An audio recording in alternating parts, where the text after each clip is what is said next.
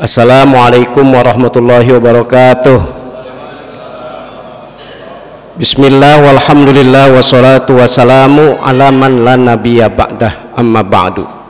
Hadirin wal hadirat, bapak-bapak, saudara-saudara jamaah Masjid Jami Darul Ilmi STIK PTK yang berbahagia. Dalam kesempatan yang baik ini, seperti tadi dikemukakan, akan saya kemukakan berkaitan tentang mensyukuri puasa Ramadan.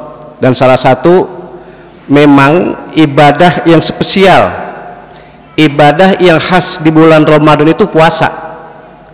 Makanya bapak-bapak, saudara-saudari ibu sekalian, kadang di masyarakat itu nggak nyebut bulan Ramadan, tapi nyebutnya bulan apa? Bulan puasa. Itulah salah satu intinya. Bulan Ramadan itu ada ibadah yang khusus, ada ibadah yang spesial, yaitu ibadah puasa. Nah, berkaitan dengan puasa, bapak-bapak, saudara-saudara ibu sekalian, begini, puasa itu salah satu didikannya tentu akan kita ambil hikmat dan manfaatnya. Itu puasa adalah dalam rangka menjiwai batin kita. Apa yang dimaksud menjiwai batin kita? Kita, saya bilang kita ini, bapak-bapak, saudara-saudara ibu sekalian, kita kan menahan lapar, menahan haus, bahkan suami istri itu tidak boleh hubungan intim, itu hanya dari subuh sampai maghrib aja. Kita ini, bapak-bapak, saudara-saudara, ibu-ibu tadi nih, kita itu puasa dari subuh sampai maghrib aja. Tapi setelah maghrib itu apa aja yang kita mau diperbolehkan. Yang tadi dari mulai subuh sampai maghrib nggak boleh, tapi setelah maghrib diperbolehkan. Apa penjiwaannya? Penghayatan begini, kita menahan lapar, kita menahan haus itu dari subuh sampai maghrib aja, sampai maghrib doang. Tapi bagaimana kalau kawan-kawan kita, saya nyebutnya kawan ini ya, bagaimana kalau saudara-saudara kita yang ketika mereka menahan lapar, menahan haus itu bukan dari subuh sampai maghrib doang, akan tapi berlanjut sampai isya, bahkan berlanjut sampai jam 12 malam, bahkan berlanjut sampai 24 jam. Itulah saudara-saudara kita, kawan-kawan kita yang fakir, miskin.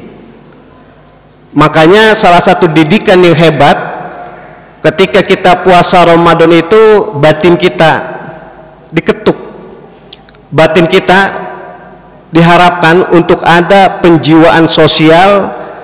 Kalau orang-orang, kalau saudara-saudara kita, kawan-kawan kita yang miskin dan level yang terendah, orang fakir, itu bagaimana mereka tidak menemui, tidak mendapatkan untuk yang dimakan dan diminum. Maka menarik tadi dalam temanya itu mensyukuri. Berarti kita enggak makan, enggak minum, tapi setelah maghrib atau pas maghrib, makanan minuman bisa jadi bukan satu macam, bisa 2-3 macam. Ibu-ibu tadi buka puasa makanan berapa macam? Yang namanya gorengan lain, lontong lain, kue-kue lain, sama kita ini bapak-bapak, saudara-saudara. Makanya di situ hebatnya mensyukuri nikmat Allah. Kita tidak makan, tidak minum itu hanya siang hari, tapi setelah maghrib kita mendapatkan. Makanya penjiwaannya bagaimana mereka. Makanya bapak-bapak, saudara-saudara ibu sekalian, sering saya bilang, termasuk di Masjid Darul Ilmi ini, ketika kajian siang hari di hari Senin pertama dan ketiga, mutu ya, kualitas ibadah seseorang termasuk puasa bukan lagi puasa. Mutu kualitas ibadah sholat seseorang, bahkan ibadah haji itu kualitasnya, mutunya bukan lagi ibadah. Kalau lagi ibadah itu patokannya sah ama enggak sah aja, tapi berkualitasnya, bermutunya setelah atau selesai ibadah itu sendiri. Maka ini kita sambil memperhatikan ya penjiwaan ini, bahwa puasa itu mudah-mudahan nanti selesai puasa dan secara umum selesai puasa Ramadan ada batin kita lebih ada kepedulian sosial. Oleh karena itu yang tadi saya bilang, hikmat dalam rangka mensyukuri puasa Ramadan adanya kepedulian sosial. Yang kedua, bapak-bapak, saudara-saudara ibu sekalian, puasa ini ada didikan yang hebat. Apa didikan hebat? Begini, pada siang hari di rumah kita nih ya, saya bilang di rumah kita aja, ketika siang hari ada makanan itu milik kita, ada makanan, ada minuman itu milik kita, itu halal. Bahkan ini untuk kajian fikihnya, suami istri itu kan berhubungan intim halal.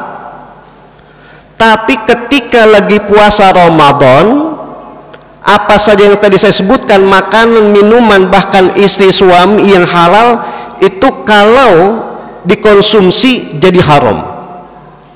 Makanya ngaji fikihnya, bapak-bapak, saudara-saudara ibu sekalian, itu kalau di bulan Ramadan pada siang hari kita lagi pada puasa, jangankan anggota keluarga kita makan atau minum di rumah kita, orang yang kerja di rumah kita, tanda kutip ya, orang yang kerja di rumah kita, baik itu muslim atau non muslim, enggak boleh makan di rumah kita. Atau ada pekerja meskipun non muslim, enggak boleh kita siapin makan, enggak boleh kita siapin minum di rumah kita. Atau ada orang yang kerja di rumah kita, agamanya Islam, tapi dia enggak mau puasa, enggak boleh kita siapkan makan, enggak boleh kita siapkan minum. Ini tadi saya bilang yang kedua, menariknya bahwa ketika ibadah puasa itu ada didikan yang hebat. Artinya apa? Yang halal aja itu jadi haram.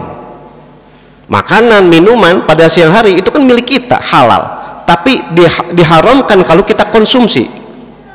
Opo maneh ceri muncowo, apalagi kalau makanan minuman yang haram. Maka ini sebagai ikhtiyat, dalam bahasa Arab ikhtiyat itu hati-hati, waspada. Kita dalam hidup dan kehidupan jangan coba-coba memasukkan ke dalam tubuh kita sesuatu yang haram. Bahasa saya, jangankan dikonsumsi, kita pakai aja, entah itu mungkin ibu-ibu mau kena, kita ini orang laki, ada yang pakai baju mukena, ada yang pakai baju, ada yang pakai kain dan sebagainya, dan seterusnya dan seterusnya. Kalau yang kita pakai yang halal semua nih, itu akan berkah. Ibadah apa saja akan sah, ada pahalanya. Tapi inauzubillah, namanya wanti-wanti ikhtiyat. Kalau ada orang ibadah secara khusus aja deh, saya contohin. Ada orang ibadah sholat, tapi contoh aja ya, tapi pakai mukenanya belinya dengan uang yang haram.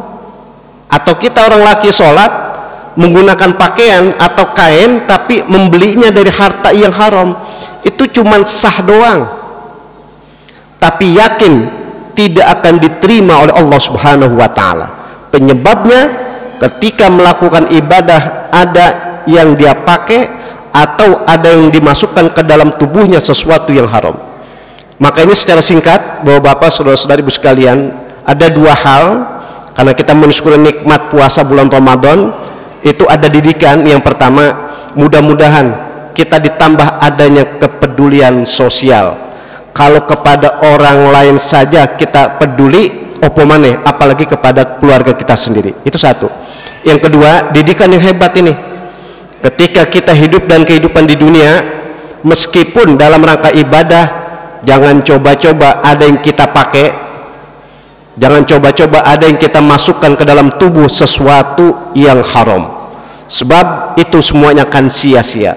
Inilah dua didikan dalam kita mengambil hikmah puasa Ramadan. Mudah-mudahan dengan kita mengambil dua hikmat ini, kita termasuk orang yang selamat di dunia dan bahagia di akhirat nanti. Amin ya rabbal alamin. Ini saja, mudah-mudahan ada hikmat dan manfaatnya.